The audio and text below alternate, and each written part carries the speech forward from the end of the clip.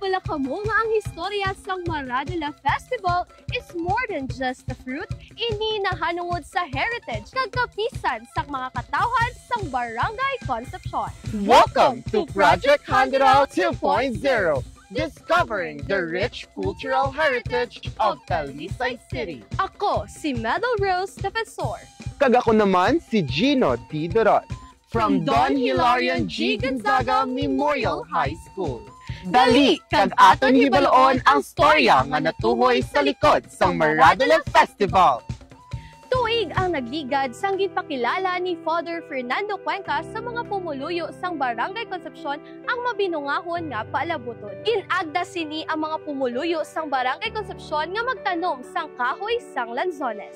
Kag naghatag kabuhi sa aton nga komunidad. Bilang pagpasalamat, ginsuguran sang Barangay Concepcion ang Lanzones Festival.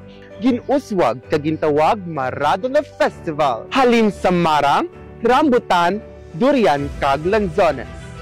Ang Maradula Festival sa Barangay Concepcion nagsugod din sa tuig 2002 sa ginpangalanan sa aton late na teacher, Mrs. Melinda Repe.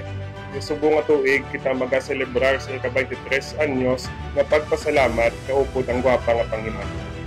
Ang Maradula Festival ang nangindungog nga selebrasyon sa kultura kag agrikultura nga nagapamatuod nga ang Barangay Concepcion kilala bilang fruit basket sang syudad. Ang Immaculate Conception Parish Church nagapahanundong sa aton nga ang bugana nga prutas hindi lang bunga sang aton pagpangabudlay kundi isa kadako nga grasya sang Ginoo. Ini ang Project Handeraw 2.0 sa kultura kag panuglion may asenso.